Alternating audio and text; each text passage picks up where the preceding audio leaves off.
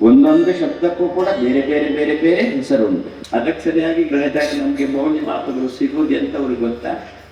ಕನ್ನಡದ ಅಧ್ಯಾಪಕನಿಗೆ ಲೆಕ್ಕದ ಉತ್ತರ ಪ್ರತ್ಯೇಕ ಸಿಗುತ್ತೆ,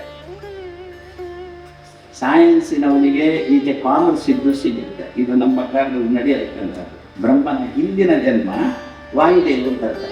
ನಮಗೆ ಯೋಗ್ಯವಾಗಿರತಕ್ಕಂಥ ಹುಡುಗಿಯನ್ನು ಎಷ್ಟೋ ಸಂದರ್ಭಗಳು ನಾವು ಜಾತಕ ಬಿಟ್ಕೊಂಡ್ರು ಕೂಡ ಎಷ್ಟೋ ಕಲ ಸರಿಯಾಗಿ ಕೂಡುವಲ್ಲ. ಯಾಕೆ? ಅದು ಜಾತಕ ನಮ್ಮದೇ ಆಗಿರುವುದಿಲ್ಲ. ಅಪ್ಪ ಅಮ್ಮ ಒಳ್ಳೆ ಕುಲದಲ್ಲಿರತಕ್ಕಂಥ ಹುಡುಗನನ್ನು ಹುಡುಗಿಯನ್ನು ಆರಿಸಿರ್ತಾರೆ. ನಮ್ಮ ಹುಡುಗಿಗೂ ಹುಡುಗನಿಗೂ ಇಷ್ಟ ಇಲ್ಲ.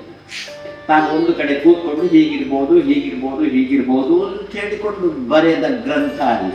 ಈಗಿನ ಕಾಲದಲ್ಲಿ ಹಿಸ್ಟ್ರಿಗಳೆಲ್ಲ ಇರ್ತಾವಲ್ಲ, ಆ ರೀತಿಯ ಹಿಸ್ಟ್ರಿ ಅಲ್ಲ, ಇದು ಚರಿತ್ರೆ. ಮಧ್ವರ ಕಾಲದಲ್ಲೇ ಬರೆದಿರತಕ್ಕಂಥದ್ದು. ಮಧ್ವರು ದಸ್ಕತ್ ಹಾಕಿದ್ದಕ್ಕೆ ನಿನ್ನೆನೆ ನಾನು ಈ ಬಗ್ಗೆ ನಾನು ಹೇಳಿಲ್ಲ.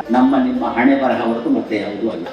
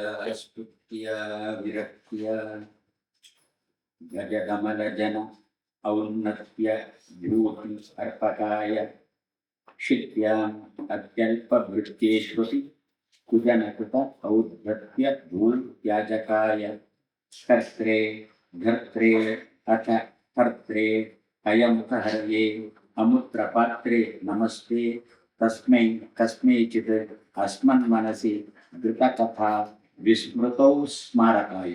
ಶ್ರೀರಮಾಯೈ ನಮಃ. ಶ್ರೀ ಆನಂದತೀರ್ಥ ಗುರುಭ್ಯೋ ನಮಃ. ಶ್ರೀ ಭಾರತೀ ನಮಃ. ಶ್ರೀ ಜಯತೀರ್ಥ ಗುರುಭ್ಯೋ ನಮಃ. ಶ್ರೀ ವ್ಯಾಸರಾಜತೀರ್ಥ ಗುರುಭ್ಯೋ ನಮಃ. ಶ್ರೀ ವಾದಿರಾಜತೀರ್ಥ ಗುರುಭ್ಯೋ ನಮಃ. ಶ್ರೀ ರಾಘವೇಂದ್ರ ತೀರ್ಥ ಗುರುಭ್ಯೋ ನಮಃ. ಶ್ರೀ ವಿದ್ಯಾಮಾನ್ಯ ತೀರ್ಥ ಗುರುಭ್ಯೋ ನಮಃ. ವೇದಾಂತ ಕರ್ತಾದಿ ವಿದಗ್ಧ ಬುದ್ಧಿ ವಿದ್ಯಾ ಪ್ರಸಾರೇ ಅರ್ಪಿತ ಜೀವಿತ ಮುದಾ ಕೃಷ್ಣ ಪ್ರಿಯಂ ಧೀರಂ ಅಧೀನ ಭಾಷಣಂ ನಮಾಮಿ ಉದಾರಂ ವಿಬುಧೇಶ ಯೋಗಿನಂ. ಶ್ರೀ ಗುರುಭ್ಯೋ ನಮಃ.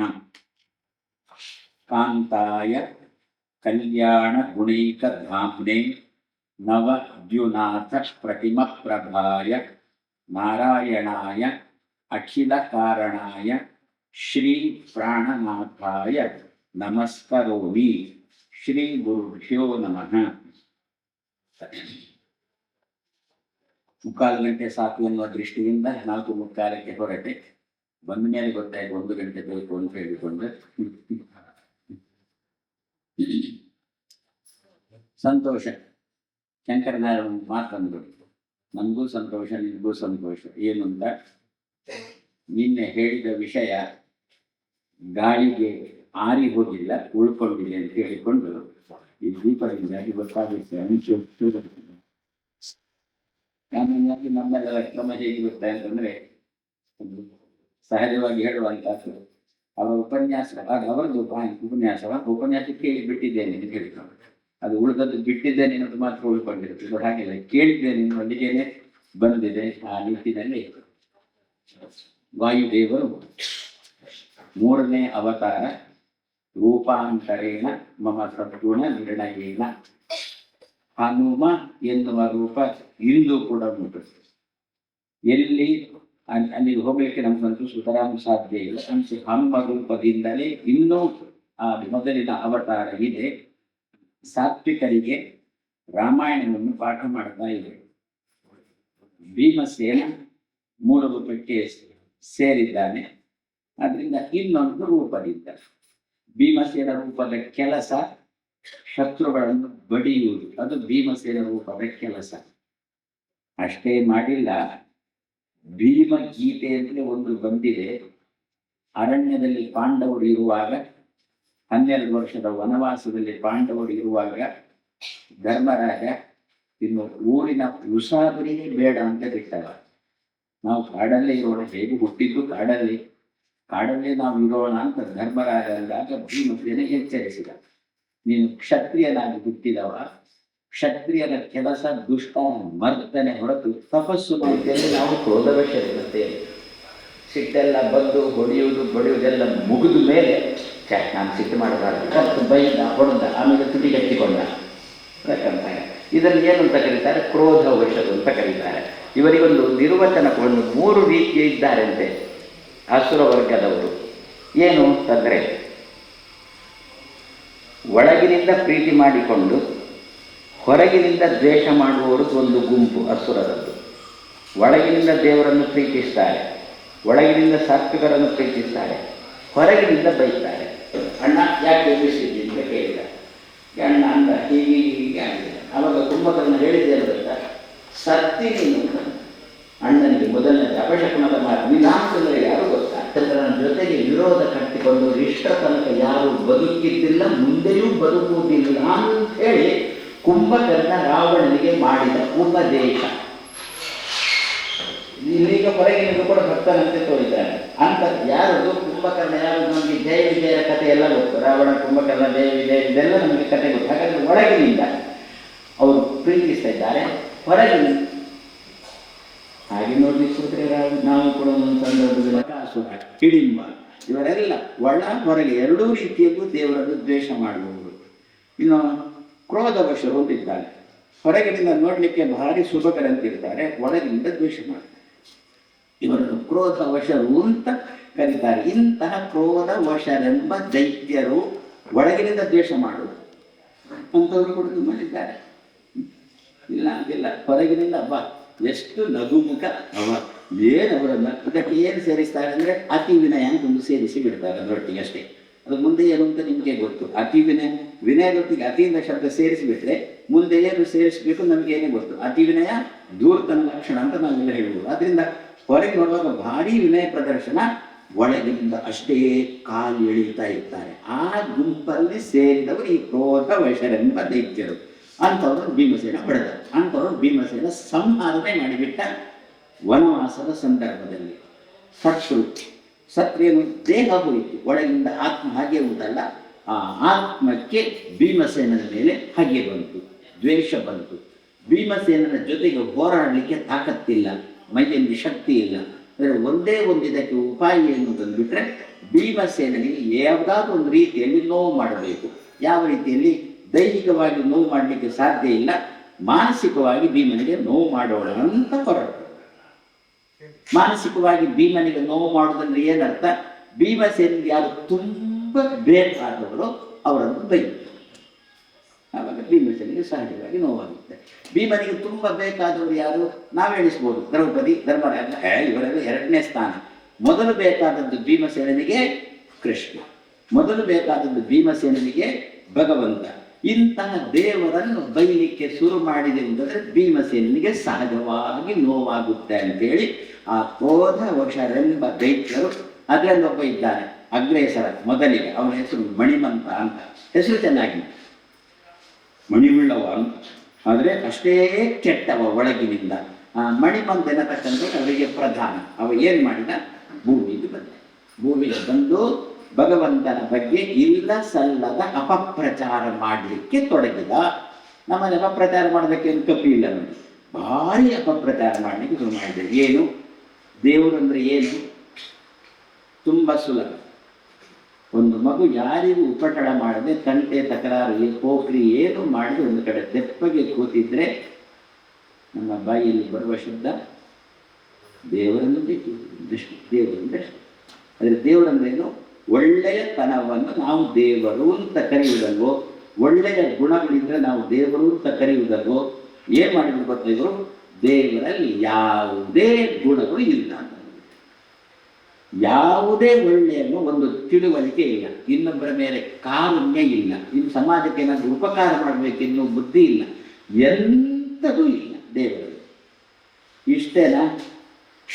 ಇನ್ನೂ ಒಂದು ಹೆಜ್ಜೆ ಮುಂದೆ ಹೋದರು. ನಿನ್ನೆ ನೋಡಿದ್ದೀವಿ, ದೇವರಲ್ಲಿ ಸೌಂದರ್ಯ ಇಲ್ಲ ಅಲ್ಲ, ಕೈ ಇಲ್ಲ, ಕಾಲಿಲ್ಲ, ಕಣ್ಣಿಲ್ಲ, ಮೂಗಿಲ್ಲ, ಕಿವಿ ಇಲ್ಲ, ಬಾಯಿ ಇಲ್ಲ, ಹೊಟ್ಟೆ ಇಲ್ಲ, ಎದೆ ಇಲ್ಲ, ಕಾಲಿಲ್ಲ, ತೊಡೆ ಇಲ್ಲ, ಇಲ್ಲ ಇಲ್ಲ ಇಲ್ಲ, ಅಲ್ಲ ಅಲ್ಲ ಅಲ್ಲ ಅಲ್ಲ, ಇಲ್ಲ ಇಲ್ಲ ಇಲ್ಲ ಇಲ್ಲ ಇಲ್ಲ ಇಲ್ಲ.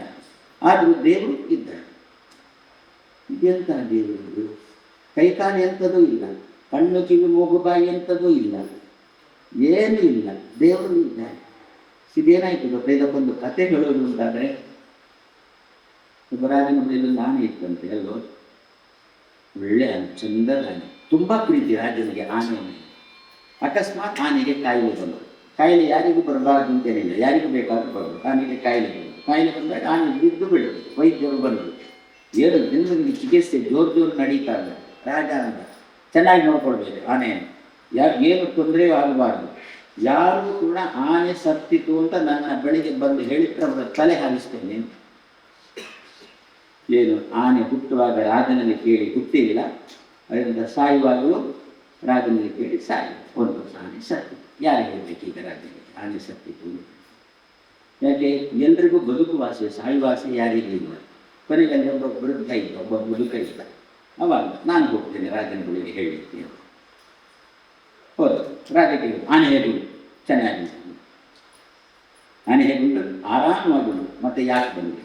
ಆನೆ ಒಂಚೂರು ಕಾಲು ಅಲುಗಾಡಿಸುವುದಿಲ್ಲ, ಅದಕ್ಕೆ ಇಲ್ಲಿ ತನಕ ಬಂದೆ ಇಲ್ಲ, ಒಂಚೂರು ಬಾಲನ್ನು ಅಲುಗಾಡಿಸುವುದಿಲ್ಲ, ಮತ್ತೆ ಕಣ್ಣು ಅಲುಗಾಡಿಸುವುದಿಲ್ಲ, ಮತ್ತೆ ಕಿವಿಯು ಅಲುಗಾಡಿಸುವುದಿಲ್ಲ, ಮತ್ತೆ ಹೊಟ್ಟೆ ಎದೆನೂ ಕೂಡ ಮೇಲೆ ಕೆಳಗೆ ಹೋಗ್ತಾ ಇದೆ. ರಾಜ ಅಂತಾನೆ, ಆನೆ ಸತ್ತಿತು ಅಂತ ಹೇಳೋಲ್ಲ, ಅದು ನೀವೇ ಹೇಳಬೇಕು. ಕೈ, ಕಣ್ಣು, ಕಿವಿ, ಮೂಗು, ಬಾಯಿ, ಹೊಟ್ಟೆ ಯಾವುದನ್ನು ಅಲುಗಾಡಿಸುವುದಿಲ್ಲ ಅಂದರೂ, ಆನೆ ಸತ್ತಿತು ಅಂದರೂ ಒಂದೇ ಅರ್ಥ ಅಲ್ವೋ? ಅದೇ ರೀತಿಯಲ್ಲಿ ಇವರದ್ದು ದೇವರ ಬಗ್ಗೆ ಹೇಳುವ ಕ್ರಮ. ಕೈ ಇಲ್ಲ, ಕಣ್ಣಿಲ್ಲ, ಕಾಲಿಲ್ಲ, ಮೂಗಿಲ್ಲ, ಬಾಯಿ ಇಲ್ಲ, ಆದರೂ ದೇವರು ಇದ್ದಾರೆ. ಇದೇ ದೇವರು. ನಾವು ನಿತ್ಯ ಪುರುಷ ಸೂಕ್ತ ಹೇಳುತ್ತೇವ. ಪ್ರಾಯ ನಮ್ಮಲ್ಲಿ ಒಂದು ಗೋಪಿ ಗೀತೆ ಅಂತ ಒಂದುಂಟು ಭಾಗವತದಲ್ಲಿ, ಹೆಣ್ಮಕ್ಳು ನಿತ್ಯ ಹೇಳಿಕ್ಕಿದ್ದದ್ದು. ಕೃಷ್ಣ ಮರಿದಾನೆ ಅಂತಂದಾಗ ಗೋಪಿ ಗೀತೆಯನ್ನು ಹೇಳಬೇಕು. ಯಾವಾಗ ಮನಸ್ಸಿನಲ್ಲಿ ಪುನಃ ಕೃಷ್ಣ ಬಂದು ಕೂಡ್ತಾನೆ, ಅದಕ್ಕೆ ಹೆಸರೇ ಗೋಪಿ ಗೀತೆ ಅಂತ ತಿಳಿದುಕೊಂಡ್ರೆ. ಅದರಲ್ಲಿ ಒಂದು ಕೃಷ್ಣನ ಸೌಂದರ್ಯ ಎಷ್ಟು ಚೆನ್ನಾಗಿ, ಸಾಕ್ಷಾತ್ ಮನ್ಮಥ ಅಂತ ಕೃಷ್ಣನ ವರ್ಣನೆ ಮಾಡಿದ್ದಾರೆ. ಇವರು ಏನು ಮಾಡಿದ್ರು? ಭೂಮಿಗೆ ಬಂದು ಕೃಷ್ಣನಲ್ಲಿ ಯಾವುದೇ ಅಂಗ ಚಂದ ಎಂತಹ ಗುಣಗಳು ಇಲ್ಲ, ಏನೇನೇನೇನೂ ಅವಯವಗಳಿಲ್ಲ, ಆದರೂ ದೇವರು ಇದ್ದಾರೆ. ಭೀಮನಿಗೆ ಭಾರೀ ನೋವಾಯಿತಿಲ್ಲ. ನನ್ನನ್ನು ಬೇಕಾದರೆ ಬೈಲಿ, ನನ್ನ ದೇವರನ್ನು ಬೈದ್ರೆ ಮಾತ್ರ ಜಾಗ್ರತೆ ಅಂತ. ಇಬ್ಬರಿಗೆ ಜಗಳ ಆಯಿತು, ಭಾರಿ ಜಗಳ ಆಯಿತು. ಆಯ್ತಾಯ್ತು, ಕೊನೆಗೆ ಎಲ್ಲಿ ತನಕ ಹೋಗ್ತಂದ್ರೆ, ಒಬ್ಬ ಅಂತ ನಿನ್ನ ಅಪ್ಪನ ಬಗ್ಗೆ ಗೊತ್ತು, ಅದಕ್ಕವಲ್ಲ ನನ್ನ ಬಗ್ಗೆ ಏನು ಬೇಕಾದ್ರು, ನನ್ನ ಅಪ್ಪನ ಸುದ್ದಿ ಎತ್ತಿದ್ರೆ ಜಾಗೃತೆ ಅಂತ ಅಂತೇವೋ ಇಲ್ಲೋ ಲೋಕದಲ್ಲಿ ಕೂಡ ಜಗಳ ಮಾಡಿಕೊಂಡು. ಅದೇ ರೀತಿಯಲ್ಲಿ ಭೀಮ ಅಂದ, ನನ್ನ ಬಗ್ಗೆ ಏನು ಬೇಕಾದರೂ ಹೇಳೋದು, ಎಲ್ಲ ಅಪ್ಪನ ಬಗ್ಗೆ. ಅಪ್ಪ ಯಾರು? ಭಗವಂತ. ಭಗವಂತನ ಬಗ್ಗೆ ಏನಾದರೂ ಮಾತಾಡಿದಂತಂದ್ರೆ ನಿಮ್ಮನ್ನು ಜಗದೇ ಬಿಡ್ತೇನೆ ಅಂತ ಭೀಮನಿಗೆ ತುಂಬ ನೋವಾಯಿತು. ನೋವಾದಾಗ ಭೀಮಸೇನ ದೇವರ ಆಜ್ಞೆ ಹೊತ್ತುಕೊಂಡು ಪುನಃ ಭೂಮಿಗೆ ಬಂದಂತಹ ಭೀಮನ ಹೆಸರೇ ಮಧ್ವ, ಹೆಸರೇ ಆನಂದ ತೀರ್ಥ, ಹೆಸರೇ ಪೂರ್ಣ ಪ್ರಜ್ಞಾ. ಒಂದೊಂದು ಶಬ್ದಕ್ಕೂ ಕೂಡ ಬೇರೆ ಬೇರೆ ಬೇರೆ ಬೇರೆ ಹೆಸರುಂಟು. ಒಂದು ಶಬ್ದದ ಅರ್ಥವು ನಿನ್ನೆ ದಿವಸ ನಾವು ನೋಡಿದ್ದೆವು. ಮಧ್ವ ಶಬ್ದದ ಅರ್ಥವು ನಿನ್ನೆ ದಿವಸ ನೋಡಿದ್ದೆವು. ಆನಂದ ತೀರ್ಥ, ಆನಂದ ಅಂದರೆ ನೆಮ್ಮದಿಯನ್ನು ಕೊಡತಕ್ಕಂತಹ, ತೀರ್ಥ ಅಂದರೆ ಬರವಣಿಗೆ ಅಂತ. ಒಳ್ಳೆಯ ಬರವಣಿಗೆ ಉಳ್ಳವರು. ತುಂಬ ಜನ ಪತ್ರಿಕೆಯಲ್ಲೆಲ್ಲ ಬರೀತಾರೆ. ಕೆಲವು ಸಲ ಆ ಬರವಣಿಗೆ ಏನು ಮಾಡುತ್ತೆ ಅಂತಂದ್ಬಿಟ್ಟು ಊರಿಗೆ ಬೆಂಕಿ ಹಚ್ಚುವ ಬರವಣಿಗೆ ಇರುತ್ತೆ. ನೆಮ್ಮದಿ ಕೊಡುವ ಬರವಣಿಗೆ ಇರೋಲ್ಲ. ಅದಕ್ಕೆ ಬರವಣಿಗೆ ಹೇಗಿರಬೇಕು ಅಂತಂದ್ರೆ ಆನಂದವನ್ನು ಕೊಡತಕ್ಕಂತಹ ಬರವಣಿಗೆ ಯಾರಲ್ಲಿ ಉಂಟೋ, ತೀರ್ಥ ಶಬ್ದಕ್ಕೆ ಬರವಣಿಗೆ ಅಂತ ಅರ್ಥ. ಆನಂದವನ್ನು ಕೊಡತಕ್ಕಂತಹ, ಮನಸ್ಸಿಗೆ ನೆಮ್ಮದಿಯನ್ನು ಕೊಡತಕ್ಕಂತಹ ಬರವಣಿಗೆ ಯಾರಲ್ಲಿ ಉಂಟೋ ಅವರನ್ನು ಆನಂದ ತೀರ್ಥ ಅಂತ ಕರೆದರು. ನಮ್ಮ ಮಕ್ಕಳನ್ನು ನಾವು ಶಾಲೆಗೆ ಕಳಿಸುವಾಗ, ಪರೀಕ್ಷೆಗೆ ಕಳಿಸುವಾಗ ಪ್ರತಿ ದಿವಸ ಆನಂದ, ಇನ್ನೊಂದು ಮಧ್ವ ಅಂತ ಅಂದಿದ್ದೆ, ಆನಂದ ತೀರ್ಥ ಅಂತ ಎಣಿಸಿಕೊಳ್ಳೋಣ. ಮನೆಯಲ್ಲಿ ಕೂತ್ಕೊಂಡು ಅಪ್ಪ ಮಗುವಿನ ಬಗ್ಗೆ ಜಪ ಮಾಡೋಣ. ಆವಾಗ ಉತ್ತರ ಪತ್ರಿಕೆಯಲ್ಲಿ ಮಗುವಿನ ಬರವಣಿಗೆ ಮೌಲ್ಯಮಾಪಕರಿಗೆ ಆನಂದದಾಯಕವಾಗಿ ಇರುತ್ತೆ. ಅಂದ್ರೆ ಏನರ್ಥ? ಪ್ರಶ್ನೆಗೆ ಸರಿಯಾದ ಉತ್ತರ ಬರೆದಿರುತ್ತಾರೆ ಮಕ್ಕಳು. ಇವರಿಗೆ ಗೊತ್ತಿಲ್ಲ ಪ್ರಶ್ನೆನೇ ಬರಬೇಕು. ಇದೆ ಒಂದು ಮಗನ ಹತ್ರ ಅಮ್ಮ ಕೇಳಿದ್ಲಂತೆ, ಏನಾಯ್ತೋ ಫಲಿತಾಂಶ? ಮಗ ಡುಂಕಿ ಅಂತ ಗೊಟಕ್ಕಾಯ್ತು ಫೇಲ್ ಆಯಿತು ಅಂತ ಡುಂಕಿ. ಅಮ್ಮ ಕೇಳಿದ್ರೆ, ಮತ್ತೆ ನಾನು ಕೇಳಿದಾಗ ಅಂದಿದ್ದೀನಿ ಎಲ್ಲ ಪ್ರಶ್ನೆಗಳನ್ನು ಬರೆದಿದ್ದೇನೆ ಅಂತ ಹೇಳಿಕೊಂಡು ಅಂತಮ್ಮ ಕೇಳಿದ್ರಂತೆ. ಅದಕ್ಕೆ ಮಗ ಅನ್ನೋದಕ್ಕೆ, ಹೌದು ಪ್ರಶ್ನೆಗಳನ್ನು ಬರೆದಿದ್ದೆ, ಉತ್ತರನ್ನು ಬರೀಬೇಕಂತೆ. ನಾನು ಪ್ರಶ್ನೆ ಮಾತ್ರ ಬರ್ಬೋದು ಇಲ್ಲ. ಅವಾಗ ಮೌಲ್ಯಮಾಪಕರು ಏನು ಮಾಡ್ತಾರೆ? ಅದಕ್ಕೆ ಸರಿಯಾಗಿ ಗ್ರಹಚಾರಿ ನಮಗೆ ಮೌಲ್ಯಮಾಪಕರು ಸಿಗುವುದು ಎಂತವ್ರಿಗೆ ಗೊತ್ತಾ?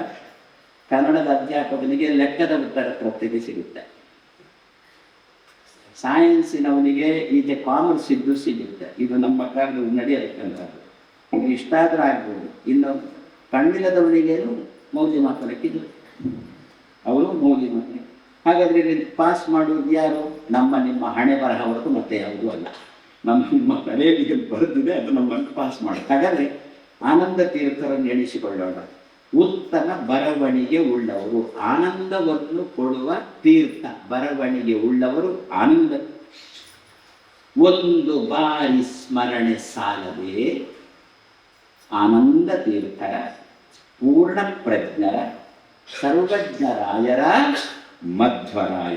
ಒಂದು ಬಾರಿ ಸ್ಮರಣೆ ಸಾಲದೆ ವಾದಿರಾಜ ತೀರ್ಥರು ನಮಗೆ ಕೊಟ್ಟಿರತಕ್ಕಂಥದ್ದು. ಆದ್ದರಿಂದ ಭಗವಂತ ಆಜ್ಞೆ ಮಾಡಿದ ವಾಯುದೇವರಿಗೆ, ಇನ್ನೊಂದು ರೂಪ ತಾಳಿಕೊಂಡು ಭೂಮಿಗೆ ಹೋಗಬೇಕು, ಒಳ್ಳೆಯ ಬರವಣಿಗೆ ಬೇಕು ನಿನಗೆ. ಇದರಿಂದಾಗಿ ಜನಗಳಿಗೆ ಭಗವಂತನ ಚಿತ್ರಣ ಸರಿಯಾಗಿ ಸಿಗಬೇಕು ಅಂತ ಹೇಳಿಕೊಂಡು ಭಗವಂತ ಸಭೆ ಸೇರಿಸಿದ. ಎಲ್ಲ ದೇವತೆಗಳನ್ನು ಕರೆದ, ಒಂದು ಸಭೆ ಸೇರಿಸಿದ. ಇಂಥ ಒಂದು ಪ್ರಸಂಗ ಬಂದಿದೆ ಲೋಕದಲ್ಲಿ. ಸಜ್ಜನರಿಗೆ ತಲೆಗೆ ಆಹಾರ ಸಿಗ್ತಾ ಇಲ್ಲ.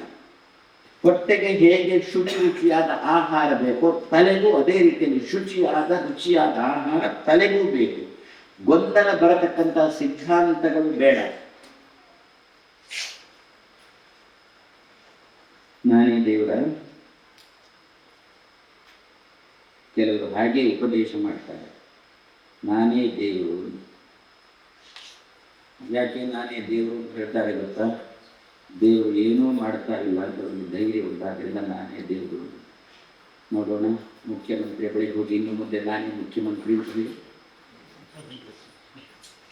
ಹೊಡೆದು ಬಿಡ್ತಾನೆ.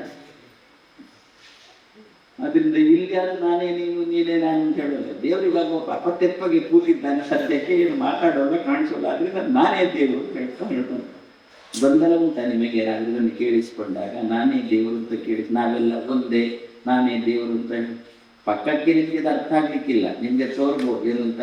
16 ಸ್ವಾಮಿಗಳು ಬಂದೆಲ್ಲ ಸಮಾಜದ ಹಾಳು ಮಾಡಿಬಿಟ್ರು ಅಂತ. ಯಾಕೆ ನಿಜವಾಗಿ ಅಂದರೆ ನಾವೆಲ್ಲ ಒಂದೇ ಅಲ್ವಂತ. ಒಂದೇ ಅಂದರೆ ಏನು? ಅವನಿವನು ಒಂದೇ ಇದ್ದಾರೆ, ಇವನು ಅವನು ಒಂದೇ ಇದ್ದಾರೆ, ಅವನ ಹೆಂಡತಿಯನ್ನು ಮಾಡಬೇಕು. ಇದು ಸಾಮಾನ್ಯವಾದ ಪ್ರಶ್ನೆ. ಅಂದ್ರೆ ಏನರ್ಥ? ಅವ ಬೇರೆ ಇವ ಬೇರೆ, ಇಬ್ರು ಒಟ್ಟೊಟ್ಟಿಗೆ ಇದ್ದೀರಿ, ಹೌದು. ಇಬ್ಬರೆಲ್ಲ ಒಂದೇ ತಟ್ಟೆ ಊಟ ಮಾಡ್ತೀರಿ, ಇಲ್ಲಲ್ಲ, ತಟ್ಟೆ ಬೇರೆ ಬೇರೆ ಇದ್ರು. ಅಂದ್ರೆ ಏನರ್ಥ? ಒಂದೇ ಅಂದ್ರೆ ಒಂದೇ ಅಭಿಪ್ರಾಯ ಉಳ್ಳವರಾಗಿದ್ದರೆ ಅವರನ್ನು ಒಂದೇ ಅಂತ ಕರೆಯುವುದಷ್ಟೇ ವಿನಾ ಮತ್ತು ಇವನವನು ಒಂದೇ ಇದ್ದಾಗ ಸಮಸ್ಯೆಗಳು ತುಂಬಾ ಬಿಗಡಾಯಿಸ್ತಾರೆ. ಇದೆಲ್ಲ ಅವರು ಹೇಳಲಿಕ್ಕೆ ತೊಡಗಿದಾಗ ನಮ್ಗೇನೋ ಒಂದು ಗೊಂದಲ. ಇಂತಹ ಗೊಂದಲವನ್ನು ನಿವಾರಣೆ ಮಾಡತಕ್ಕಂಥವ್ರು ಯಾರಿದ್ದೀರಿ ನೀವು ಅಂತವರು ಭೂಮಿಗೆ ಹೋಗಬೇಕು ಅಂತ ದೇವರು ಆಜ್ಞೆ ಮಾಡಿದರು ತುಂಬಿದ ಸಭೆಯಲ್ಲಿ. ಆವಾಗ ದೇವತೆ ಬಂದಂತೆ ನೀನೇ ಹೋಗಬಾರ್ದ ಅಂತ ಕೇಳಿದ್ರು. ಇನ್ನೊಬ್ಬರ ಹತ್ರ ಹೋಗು ಅಂತ ಹೇಳೋದಕ್ಕಿಂತ ನೀನೇ ಹೋಗಬಾರ್ದ ಅಂತ ದೇವರಂದಂತೆ ನಾನು 3 ಯುಗದಲ್ಲಿ ಅವತಾರ ಮಾಡುವಂತೆ ಕೃತ ತ್ರೇತ ದ್ವಾಪರ, ಅದು ಬಿಟ್ಟು ಕಲಿಯುಗದಲ್ಲಿ ನಾನು ಬರೋಲ್ಲ ಅಂತ ದೇವರು. ಯಾಕೆ ಎಲ್ಲ ಕರಿಷ್ಮಲಗಳೇ ತುಂಬಿದ್ದಾವೆ ಅಂತಹ ದೇವರಿಗೆ ಹೆಸರೇನು ಗೊತ್ತಾ? ತ್ರಿಯುಗ ಅಂತ ದೇವರಿಗೂ ಇನ್ನೊಂದು ಹೆಸರು. ಪ್ರಾಯಶಃ ಈ ಹೆಸರು ನಮಗೆಲ್ಲ, ನಮಗೆ ರಾಮಕೃಷ್ಣ ಗೋವಿಂದ ಮತ್ಸ್ಯ ವರಾಹ ಅಚ್ಯುತ ಅನಂತ ಗೋವಿಂದ ಇದೆಲ್ಲ ಹೆಸರುಗಳು ಗೊತ್ತು. ಸಹಸ್ರನಾಮದ 1000 ಹೆಸರುಗಳು ಗೊತ್ತು, ಕೃಷ್ಣಾಷ್ಟೋತ್ತರ 108 ಹೆಸರುಗಳು ಗೊತ್ತು. ಅದು ಬಿಟ್ಟು ದೇವರಿಗೆ ಇನ್ನೊಂದು ಹೆಸರು ಕೊಟ್ಟಿದ್ದಾರೆ. ಹೇಗಿದ್ರು ತ್ರಿಯುಗ, 3 ಯುಗ, ಯುಗಗಳಲ್ಲಿ ಕಾಣಿಸಿಕೊಳ್ಳುವುದು. ಕಲಿಯುಗದಲ್ಲಿ ದೇವರು ಕಾಣಿಸಿಕೊಳ್ಳುವುದು. ಅದರಿಂದ ದೇವರಲ್ಲ ಮುಂದೆ ಬರತಕ್ಕಂಥದ್ದು ಕಲಿಯುಗ. ಕಲಿಯುಗದಲ್ಲಿ ನಾನು ಬರೋಲ್ಲ, ಮತ್ತೆ ನನ್ನವರು ಯಾರಾದರೂ ಭೂಮಿಗೆ ಹೋಗಬೇಕು ಅಂತ ದೇವರಲ್ಲ. ಯಾರು ಹೋಗಬೇಕೀಗ? ಎಲ್ಲ ದೇವತೆಗಳು ಹಿಂದೆ ನಿಂತು ನಮ್ಮಿಂದ ಆಗೋಲ್ಲ. ಯಾಕೆ? ಅಷ್ಟು ತೀಕ್ಷ್ಣವಾಗಿ ಭಗವಂತನ ಬಗ್ಗೆ ಅಪಪ್ರಚಾರ ನಡೀತಾ ಇತ್ತು ಭೂಮಿಯಲ್ಲಿ, ಅಷ್ಟು ತೀಕ್ಷ್ಣವಾಗಿ ನಡೀತಿತ್ತು. ದೇವತೆಗಳೆಲ್ಲ ಹೆದರಿದ್ರು. ಕೊನೆಗೆ ದೇವರು ಯಾರ ಮುಖ ನೋಡಿದ? ಬ್ರಹ್ಮನ ಮುಖ ನೋಡಿದ. ಅಲ್ಲಿ ಆ ಸಭೆಯಲ್ಲಿ ಬ್ರಹ್ಮನ ಮುಖ ನೋಡಿದ. ಏನೋ ಬ್ರಹ್ಮ ಹೋಗ್ತೀಯ? ಬ್ರಹ್ಮ ಅಂದ, ಎಲ್ಲದಕ್ಕೂ ನಾನೇ ಹೋಗಬೇಕು ಅಂದ್ರೆ ಅಂತ ದೇವರು ಕೇಳಿದ. ನನಗೆ ಹೋದ ಜನ್ಮದಲ್ಲಿ ಕೂಡ ನೀನು ನನ್ನನ್ನೇ ಕಳಿಸಿದ್ದು. ಬ್ರಹ್ಮನ ಹೋದ ಜನ್ಮ ಅಂತಂದ್ರೆ ವಾಯುದೇವರು ಅಂತ ಅರ್ಥ. ಬ್ರಹ್ಮನ ಹಿಂದಿನ ಜನ್ಮ ವಾಯುದೇವರು ಅಂತ ಅರ್ಥ. ವಾಯುದೇವರಿರುವಾಗ ಭಗವಂತನೇ ಆಜ್ಞೆ ಮಾಡಿ ಹನುಮ ಭೀಮ ಮಧ್ವರಾಗಿ ಅವತಾರ ಮಾಡಿದ್ದ. ಚೆನ್ನಾಗಿ ದೇವರ ಸೇವೆ ಮಾಡಿದ. ಚೆನ್ನಾಗಿ ಅಂದರೆ ಪ್ರಾಮಾಣಿಕವಾಗಿ ದೇವರ ಸೇವೆ ಮಾಡಿದ. ದೇವರು ಏನು ಮಾಡಿದ? ಅವನಿಗೆ ಪ್ರಮೋಷನ್ ಕೊಟ್ಟ. ಅವನಿಗೆ ಬ್ರಹ್ಮನ ಸ್ಥಾನದಲ್ಲಿ ಕೂಡಿಸಿದ, ಬ್ರಹ್ಮನನ್ನಾಗಿ ಮಾಡಿದ. ಯಾವ ಕೆಲಸವನ್ನು ಕೊಟ್ಟಿಲ್ಲ. ಆರಾಮ ವಿಶ್ರಾಂತಿ. ಯಾಕೆ? ನೀನು ಹಿಂದಿನ ಜನ್ಮದಲ್ಲಿ ಚೆನ್ನಾಗಿ ಕೆಲಸ ಮಾಡಿದ, ಅದರಿಂದ ಈ ಜನ್ಮದಲ್ಲಿ ನೀನು ಯಾವುದೇ ರೀತಿಯಾದ ಕೆಲಸಗಳು ಬೇಡ, ವಿಶ್ರಾಂತಿ ತೆಗೋ ಬ್ರಹ್ಮ. ಆದ್ದರಿಂದ ನೀನು ಹೋಗುವುದು ಬೇಡ. ನಂತರದಲ್ಲಿ ಇದ್ದದ್ದೇ ವಾಯುದೇವ. ಆ ವಾಯುದೇವರಿಗೆ ಭಗವಂತ ಸರ್ವಜ್ಞಂ ಅನ್ಯಂ ಅನವೇಕ್ಷ ಸ್ಮೇರಾನನಃ ಭುವನ ಜೀವನ ಆಪಭಾಷೆ. ವಾಯುದೇವರದ್ದು ನೋಡಿಕೊಂಡು ಭಗವಂತ ಮಂದಹಾಸ ಬೀರಿದಂತೆ, ಮಹಾರಾಯ ಅವರು ಒಪ್ಪೋಲ್ಲ, ಇವನಿಗೆ ಆಗೋಲ್ಲ, ಇನ್ನು ಉಳಿದವ ನೀನು ಒಬ್ಬ. ಏನು ಹೋಗ್ತೀಯ ಅಲ್ಲ, ಹೋಗಬೇಕು ಅಂತ ದೇವರಿಂದ. ಹಾಗೆ ದೇವರ ಅಪ್ಪಣೆ ಪಡ್ಕೊಂಡು ವಾಯುದೇವರು ತಾನು ಭೂಮಿಗೆ ಬಂದರು, ಮಧ್ವರಾಗಿ ಬಂದರು, ಒಳ್ಳೆಯ ಕೆಲಸ ಮಾಡಿದ್ರು. ಈ ಕತೆ ಯಾಕೆ ನಮಗೆ ಕಥೆಯಿಂದ ಲಾಭ ಏನು ಗೊತ್ತಾ? ಶಾಲೆ ನಡೆಸುವವರಿಗೆ ಅಥವಾ ಒಂದು ಕಂಪನಿ ನಡೆಸುವವರಿಗೆ ತುಂಬ ಅನುಕೂಲ ಈ ಕತೆ. ಏನು ಶಾಲೆ ನಡೆಸುವವರಿಗೆ ಅನುಕೂಲ?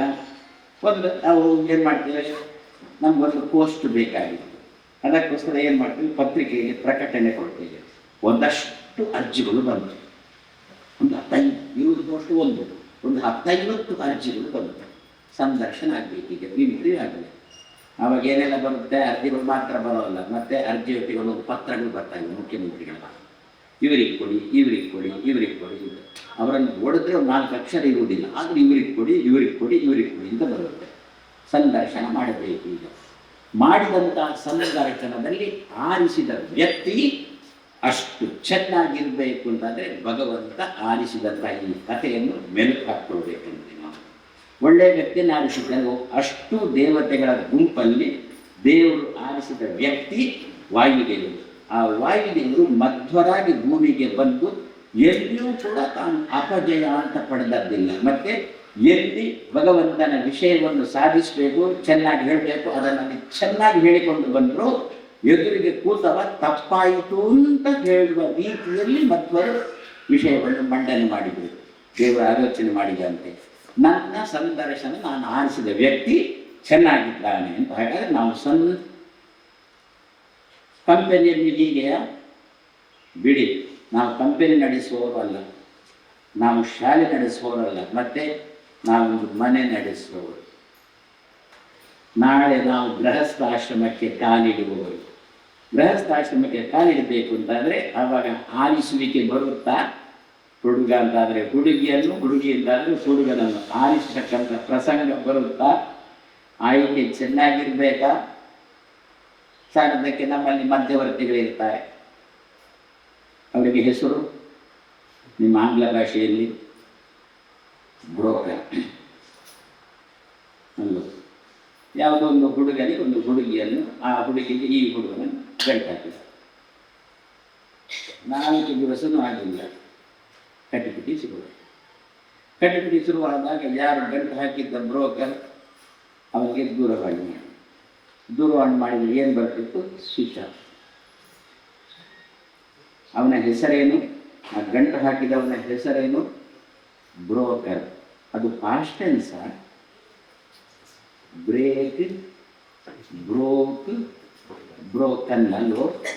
Break, broke, broken. ಬ್ರೋಕ್ ಎನ್ನುವುದು ಪಾಸ್ಟ್ ಟೆನ್ಸ್. ಅಂದರೆ ಮೊದಲೇ ಗೊತ್ತಿತ್ತು ಅವನಿಗೆ ಏನಂತ, ಇಲ್ಲಿ ಮುರಿದು ಬೀಳುತ್ತೆ ಮೊದಲೇ ಗೊತ್ತಿತ್ತು. ಮೊದಲೇ ಅವನ ಪಾಸ್ಟ್ ಟೆನ್ಸ್ ನಿಮಗೆ ತಿಳಿಯುವುದು ಬ್ರೋಕರ್ ಅಂತ ತಿಳಿಯುವುದು. ಇಂತಹ ಬ್ರೋಕರ್ಗಳ ಹಾವಳಿ ನಮ್ಮ ಜೀವನದಲ್ಲಿ ಸುತರಾಂ ಕೂಡಿತು. ನಮಗೆ ಯೋಗ್ಯವಾಗಿರತಕ್ಕಂಥ ಹುಡುಗಿಯನ್ನು ಎಷ್ಟೋ ಸಂದರ್ಭದಲ್ಲಿ ನಾವು ಜಾತಕ ಅಂತ ಇಟ್ಕೊಂಡ್ರೂ ಕೂಡ ಎಷ್ಟೋ ಸಲ ಸರಿಯಾಗಿ ಕೂಡೋಲ್ಲ. ಯಾಕೆ? ಅದು ಜಾತಕ ನಮ್ಮದೇ ಆಗಿರುವುದಿಲ್ಲ. ಮತ್ತೆ ನಂದೇ ಜಾತಕದ್ದು ನಾವು ಮಗು ಗಂಡೋ ಹೆಣ್ಣೋ ಅಂತ ನೋಡುವ ಭರದಲ್ಲಿ ಇರ್ತೇವೆ. ನಾವು ಎಷ್ಟೊತ್ತಿಗೆ ಹುಟ್ಟಿದೆನ್ನುವ ಭರದಲ್ಲೇ ಇರುವುದಿಲ್ಲ. ಮತ್ತೆ ಕೊನೆಗೆ ಏನೋ ಒಂದು ಗಂಟೆ ಹಾಕಿ ಜಾತಕ ಮಾಡಿಬಿಡ್ತೀವಿ. ಅದು ಯಾರು ಜಾತಕ ಆಯಿತು? ಆ ಹೊತ್ತಿಗೆ ಯಾರು ಹುಟ್ಟಿದ್ದ ಆ ಮಗುವಿನ ಜಾತಕ ಆಗಿರೋ ನಮ್ಮ ಮಗುವಿನ ಜಾತಕ ಆಗಿಲ್ಲ. ಅದನ್ನು ಎಷ್ಟೋ ಸಂದರ್ಭದಲ್ಲಿ ಜಾತಕಗಳು ಕೂಡ ಕೈ ಕೊಡ್ತಾರೆ. ಮಧ್ವವಿದೆ ಅನ್ನತಕ್ಕಂಥ ಜಾತಕ ಸುತರಾಂ ಕೈ ಕೊಡೋಲ್ಲ. ನಮ್ಮಲ್ಲಿ ಒಳಗೆ ಪ್ರಾಮಾಣಿಕತನ ಇದ್ದಾರೆ. ಪ್ರಾಮಾಣಿಕತನವಾಗಿ ನಮ್ಮ ಹುಡುಗಿ ವಯಸ್ಸಿಗೆ ಬಂದಿದ್ದಾಳೆ, ಒಳ್ಳೆಯ ಹುಡುಗ ನಮಗೆ ಸಿಗಬೇಕು, ನಮ್ಮ ಆಯ್ಕೆ ಚೆನ್ನಾಗಿರಬೇಕು ಅಂತಂದರೆ ಮಧ್ವ ವಿಜಯದ ನಿಮಗೆ ಇನ್ನೂ ಹೇಳ್ತಾರೆ 2ನೆಯ ಸರ್ಗದ ಅದನ್ನು 2 ನಮ್ಮಲ್ಲಿ ಭಾಗ ಮಾಡಿದ್ದಾರೆ. ಒಂದೊಂದು ಭಾಗಕ್ಕೆ ಒಂದೊಂದು ಸರ್ಗ ಅಧ್ಯಾಯಗಳು ನಿಮ್ಮಲ್ಲಿ ಚಾಪ್ಟರ್ ಅಂತ ಕರೀತಾರೆ. ಆ ಎಲ್ಲದಕ್ಕೂ ಚಾಪ್ಟರ್ ಇದೆ. ಆ ಚಾಪ್ಟರ್ ಅಂತ ಹೇಳಿದ್ರು 2ನೇ ಚಾಪ್ಟರಲ್ಲಿ 2ನೆಯ ಶ್ಲೋಕ ಇದೆ. ಆ 2ನೇ ಶ್ಲೋಕ ಈಗ ಕನ್ನಡದಲ್ಲಿಯೂ ಸಿಗುತ್ತೆ. ಆ ಮಧ್ವವಿಜಯ ಪುಸ್ತಕ ಕನ್ನಡದಲ್ಲಿ ಅಚ್ಚಾಗಿದೆ, ಅರ್ಥನೂ ಕನ್ನಡದಲ್ಲಿ ಅಚ್ಚಾಗಿದೆ. ಅದನ್ನು ಹಿಡ್ಕೊಂಡು ನಾವು ಪ್ರಾಮಾಣಿಕವಾಗಿ ಪ್ರತಿ ದಿವಸ ಪಾರಾಯಣ ಮಾಡೋಣ. ಮಾತ್ರ ಒಳಗಿನ ಪ್ರಾಮಾಣಿಕತನ ಬೇಕು. ಕಾಟಾಚಾರಕ್ಕೆ ಆಗಲಿಲ್ಲ. ಪ್ರಾಮಾಣಿಕತನವಾಗಿ ನಾವು ಪಾರಾಯಣ ಮಾಡಿದೆವು ಅಂದರೆ ಖಂಡಿತ ಜಾತಕಕ್ಕಿಂತ 100 ಪಟ್ಟು ಜಾಸ್ತಿ ಮಧ್ವವಿದೆಯ ಕೆಲಸ ಮಾಡುತ್ತೆ. ನಾನು ನಿನ್ನೆನೇ ಹೇಳಿದ್ದೆ, ಮಧ್ವವಿದೆಯ ಅಂತ ಬಿಟ್ಟರೆ ಪುಸ್ತಕ ಅಲ್ಲ, ಆಚಾರ್ಯ ಮಧ್ವರ ಪ್ರತಿಮೆ, ಮಧ್ವಾಚಾರ್ಯರ ಪ್ರತಿಮೆ, ಭೀಮನ ಪ್ರತಿಮೆ, ಹನುಮನ ಪ್ರತಿಮೆ, ವಾಯುದೇವರ ಪ್ರತಿಮೆ. ಆದ್ದರಿಂದ 2ನೇ ಶ್ಲೋಕದಲ್ಲೇ ಭಗವಂತನ ಆಯ್ಕೆ ಅಷ್ಟು ಚೆನ್ನಾಗಿತ್ತು ಅಂತ ವಾಯುದೇವರು ಭಗವಂತನ ಆಜ್ಞೆಯನ್ನು ಶಿರಸಾಧರಿಸಿದ್ರು.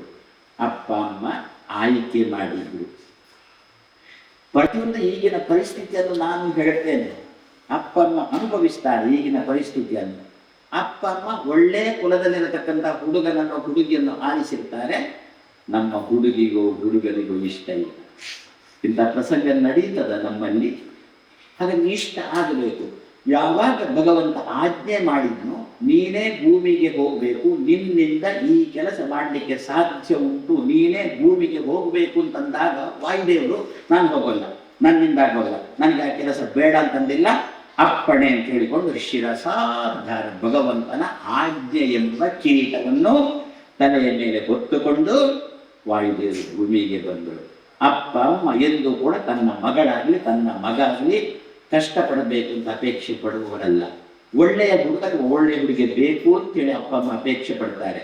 ಆದರೆ ನಮ್ಮ ಹುಡುಗನು ಹುಡುಗಿಯು ಕಚೇರಿ ಕೆಲಸಕ್ಕೆ ಹೋಗಿ ಯಾರನ್ನೋ ಒಬ್ಬನನ್ನು ನೋಡಿಕೊಂಡು ಯಾರೋ ಒಬ್ಬಳನ್ನು ನೋಡಿಕೊಂಡು ಅದೇ ಆಗಬೇಕು ಅಂತ ಹಠ ಹಿಡಿದಾಗ ಅಪ್ಪ ಅಮ್ಮ ಕೈ ಚೆಲ್ಲುವ ಪ್ರಸಂಗ ಇರುತ್ತಾ ನಮ್ಮಲ್ಲಿ? ಈಗ ಒಂಚೂರು ಜಾಸ್ತಿ ಮಾತಾಡ್ತೀರಾ, ಒಂದು ಮಾತು ಕಮ್ಮಿ ಆಗುತ್ತೆ, 2 ಮಾತು ಜಾಸ್ತಿ ಆಗುತ್ತೆ.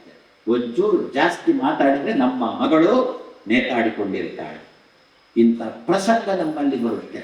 ಆವಾಗ ನಮ್ಮ ಮಕ್ಕಳು ಅಪ್ಪ ಈ ವಿಷಯದಲ್ಲಿ, ಲಗ್ನದ ವಿಷಯದಲ್ಲಿ ಒಳ್ಳೆಯ ಹುಡುಗನ ಒಳ್ಳೆಯ ಹುಡುಗಿಯನ್ನು ನೋಡಿದಾಗ ಈ ಹುಡುಗನ ಜೊತೆ ನನಗೆ ಲಗ್ನ ಮಾಡ್ತೇನೆ ಅಂತಂದಾಗ ಮಗಳು ಅಥವಾ ಮಗ ಅದನ್ನು ಅಪ್ಪಮ್ಮನ ಆಜ್ಞೆಯನ್ನು ಶಿರಸಾಧಾರಣೆ ಮಾಡಿಸುವ ತಾಕತ್ತು ಮಧ್ವವಿದೆಯ ಗ್ರಂಥಕ್ಕಿದೆ. ಇದನ್ನಾದ್ರಿಂದ ಪಂಡಿತಾಚಾರ್ಯರು ಯಾವಾಗಲೂ ಬರೆದ ಗ್ರಂಥ ಅಲ್ಲ ಇದು.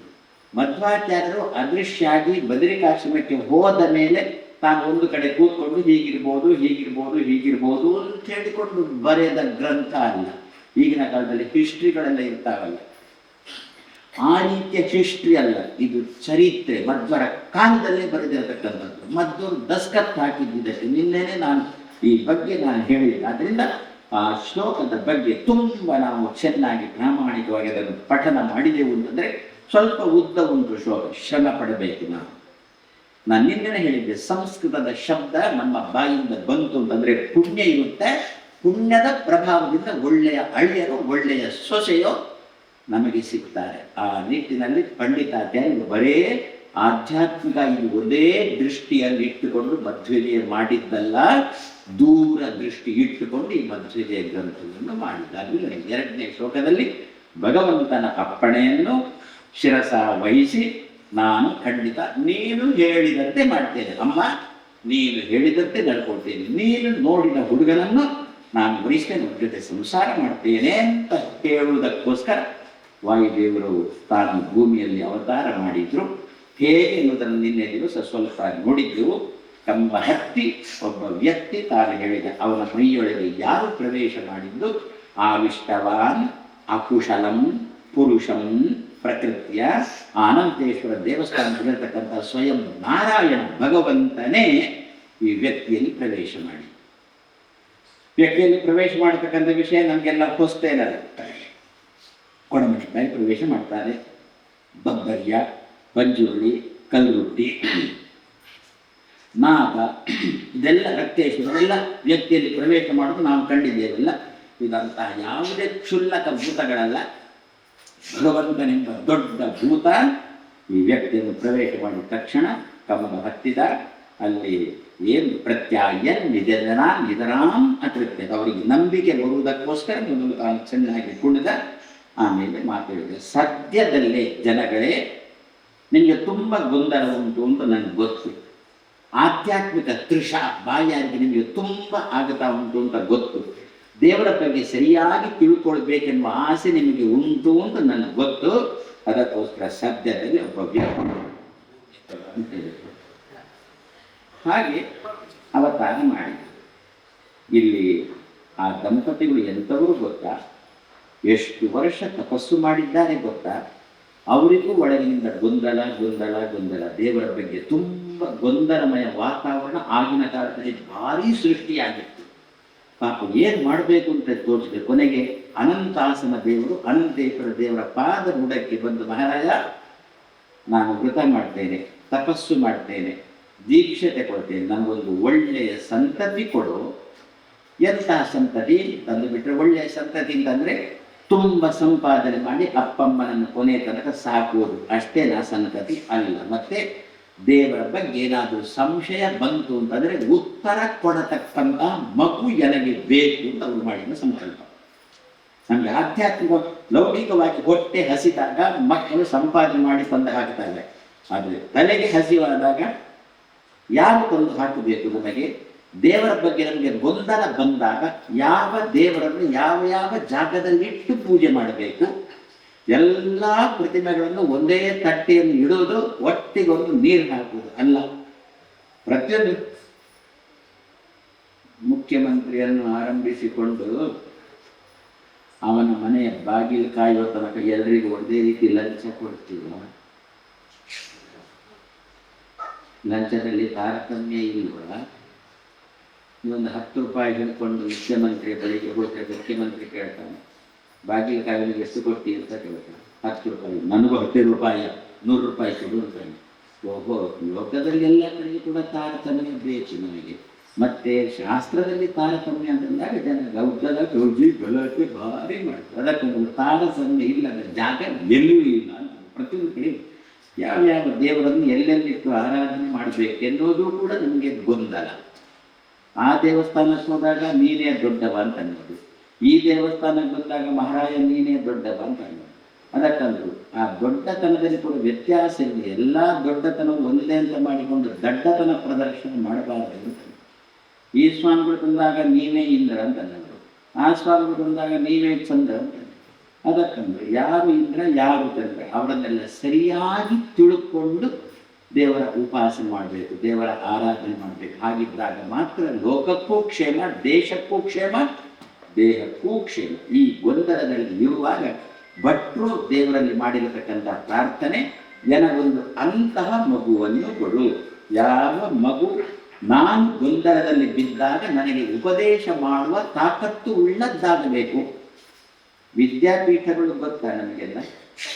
ಬೆಂಗಳೂರಲ್ಲಿ ಉಂಟು, ಪರಿಮಾರಲ್ಲಿ ಉಂಟು, ಮಂತ್ರಾಲಯದಲ್ಲಿ ಉಂಟು, ಹಾಗೆ ಉತ್ತರಾದಿಮಠ ಅಂತ ಅಲ್ಲಿ ಉಂಟು, ಪುತ್ತಿಗೆ ಅಂತ ಅಲ್ಲೆಲ್ಲ ವಿದ್ಯಾಪೀಠಗಳು ಉಂಟು. ನಮ್ಮ ಮಕ್ಕಳು ಚೆನ್ನಾಗಿ ತಯಾರಾಗ್ತಾ ಇದ್ದಾರೆ. ಏನು ತಯಾರಾಗ್ತಾ ಇದ್ದಾರೆ? ದೇವರನ್ನು ಹೇಗೆ ಪೂಜೆ ಮಾಡಬೇಕು ಎನ್ನುವ ವಿಷಯದಲ್ಲಿ ಚೆನ್ನಾಗಿ ತಯಾರಾಗ್ತಾ ಇದ್ದಾರೆ. ಆ ಮಕ್ಕಳು ಓದಿ ಮನೆಗೆ ಬಂದಾಗ, ಅಪ್ಪಮ್ಮ ನಾವು ಗೊಂದಲದಲ್ಲಿದ್ದಾಗ ನಮ್ಮ ಮಕ್ಕಳು ನಮಗೆ ತಿಳಿಯಾಗಿ ಹೇಳ್ತಾರೆ, ಅಮ್ಮ ಈ ರೀತಿಯಲ್ಲಿ ಆರಾಧನೆ ಮಾಡಬೇಕು, ದೇವರ ಉಪಾಸನೆ, ದೇವರ ಚಿಂತನೆ, ದೇವರ ಧ್ಯಾನ, ದೇವರನ್ನು ಈ ರೀತಿ ಪ್ರೀತಿಸಬೇಕು ಅಂತ ಹೇಳಿಕೊಂಡು ಅಪ್ಪಮ್ಮನಿಗೆ ಮಕ್ಕಳು ಹೇಳಿಕೊಡ್ತಾರೆ. ಇದು ಅಪ್ಪಮ್ಮನ ಹೆಮ್ಮೆ. ನನ್ನ ಮಗು ನನಗೆ ಈ ದೇವರ ಬಗ್ಗೆ ತಿಳಿಯಬರುವ ಹಂತಕ್ಕೆ ಬಂದಿದೆ ಅಂತ ಹೇಳಿಕೊಂಡು ಹೆಮ್ಮೆ ಕೊಡಬೇಕಾಗಿರತಕ್ಕಂಥ ಕಾಲ. ಭಟ್ರು ಆ ರೀತಿಯಲ್ಲಿ 12 ವರ್ಷಗಳ ಕಾಲ ವ್ರತ ಉಪವಾಸ ಮಾಡಿದ್ರಂತೆ. ಪ್ರತಿ ದಿವಸ ಹಾಲು ಮಾತ್ರ ಸ್ವೀಕಾರ ಮಾಡ್ತಾ ಇದ್ದಾರೆ. ಪಯೋವ್ರತ ಅಂತ ಕರೀತಾರೆ. ಹಾಲನ್ನು ಮಾತ್ರ ಸ್ವೀಕಾರ ಮಾಡ್ತಾ ಇದ್ರು. ಪ್ರತಿ ದಿವಸ ಅನಂತೇಶ್ವರನಿಗೆ ಬರೋದು, ನಮಸ್ಕಾರ ಮಾಡುವುದು, ಪ್ರದಕ್ಷಿಣೆ ಬರುವುದು, ಪಾರಾಯಣ ಮಾಡುವುದು, ತಿಳಿದದ್ದನ್ನು ಅನಂತೇಶ್ವರನ ಮುಂದೆ ಒಪ್ಪಿಸುವುದು, ಮನೆ ಮುಂದೆ 12 ವರ್ಷ ಮಾಡಿದ್ದಕ್ಕೆ ದೇವರು ಕೊಟ್ಟಿರತಕ್ಕಂತಹ ಮಗು. ವಾಯುದೇವರಿಗೆ ಬಂದು ಇಲ್ಲಿ ಗರ್ಭಿಣಿಯಾಗಿದ್ದಾಳೆ ಇವಳು. ಅದೇ ಅವಳ ಹೆಣ್ಣು ಹೆಸರು ಏನು ಅಂತ ನಾವು ನೋಡಿದೆವು. ಅವರು ವಾಸ ಮಾಡಿರತಕ್ಕಂಥ ಜಾಗ ಪಾಜಕ ಅಂತ, ನಮಗೂ ಗೊತ್ತು ಪಾಜಕ ಅಂತ ಹೆಸರು ಕೇಳಿಬಹುದು. ಪಾಜಕ ಅಂತ ಜಾಗದ ಹೆಸರು. ಏನು ಪಾಜಕ ಅಂದರೆ, ಯಾವ ಜಾಗದಲ್ಲಿ ನೀರಿನ ಕೊರತೆ ಇಲ್ಲವೋ ಅದಕ್ಕೆ ಪಾಜಕ ಅಂತ ಹೆಸರು. ಭಟ್ರು ಬೇರೆ ಎಲ್ಲೋ ವಾಸ ಮಾಡಿಕೊಂಡಿದ್ದವರು ಆ ದಂಪತಿಗಳು. ಅಲ್ಲಿ ಸ್ವಲ್ಪ ನೀರಿಗೆ ಸಮಸ್ಯೆ ಬಂತು. ಆ ಜಾಗವನ್ನು ಬಿಟ್ಟು ಇಲ್ಲಿ ಪಾಜಕದಲ್ಲಿ ಬಂದು ವಾಸ ಮಾಡಿದ್ರು. ಪಾಜಕದಲ್ಲಿ ನೀರಿನ ಕೊರತೆ ಇಲ್ಲ ಅಂತ 4 ಕೊಳಗಳನ್ನು ಸ್ವಯಂ ಪರಶುರಾಮ ದೇವರೇ ನಿರ್ಮಾಣ ಮಾಡಿದ್ರು. ಪಾಜಕದ ಸಮೀಪದಲ್ಲಿ ದುರ್ಗಾ ಬೆಟ್ಟ ಅಂತ ಗೊತ್ತಾ? ಅದನ್ನು ಹಿಂದಿನ ಕಾಲದಲ್ಲಿ ವಿಮಾನಗಿರಿ ಅಂತ ಕರೀತಾ ಇತ್ತು. ಯಾಕೆ ವಿಮಾನಗಿರಿ ಅಂತ? ಪರಶುರಾಮ ದೇವರು ಕೂಡಿಸಿದ್ದು ತನ್ನ ಹೆಂಡತಿಯನ್ನು ದುರ್ಗೆಯನ್ನು ಕೂಡಿರಿ. ಜನಗಳಿಗೆ ಸಮಸ್ಯೆ ಬಂದಾಗ ಸಮಸ್ಯೆ ನೀನು ಪರಿಹಾರ ಮಾಡುವಳಾಗಬೇಕು, ನಾನು ಕಲಿಯುಗದಲ್ಲಿ ಬರೋಲ್ಲ, ನೀನೇ ಇರು ಅಂತ ಹೇಳಿಕೊಂಡು ಅವಳನ್ನು ಕೂಡಿಸಿ, ಅವಳನ್ನು ನನಗೆ ಅಭಿಷೇಕಕ್ಕೆ ನೀರು ಅಂತ, ಅಭಿಷೇಕಕ್ಕೆ ನೀರಿಗೆ 4 ದಿಕ್ಕಲ್ಲಿ 4 ಕೊಳಗಳನ್ನು ನಿರ್ಮಾಣ ಮಾಡ್ತೇನೆ ಅಂತಂದು ಪರಶುರಾಮ ದೇವರು. ತನ್ನ ಕೈಯಲ್ಲಿ 4 ಆಯುಧ ಇತ್ತು: ಪರಶು, ಧನು, ಬಾಣ, ಗದ. ಪರಶು ಅಂದರೆ ಕೊಡಲು, ಬಾಕಿದ್ದೆಲ್ಲ ಅರ್ಥ ಇಲ್ಲ. 4 4 ದಿಕ್ಕಿಗೆ ಬಿಸಾಡಿದ್ರು. ಅದೇ ಆಕಾರದಲ್ಲಿ ಕೊಳ ಮಾಡಿದ್ರು. ಎಂತಹ ವೈಶಾಖದಲ್ಲಿಯೂ ಕೂಡ ಆ ಕೊಳದಲ್ಲಿ ನೀರು ಬರ್ತಲ್ಲ. ವೈಶಾಖ ಅಂದರೆ ಗದ ಇದಲ್ಲ, ಏಪ್ರಿಲ್ ಮೇ.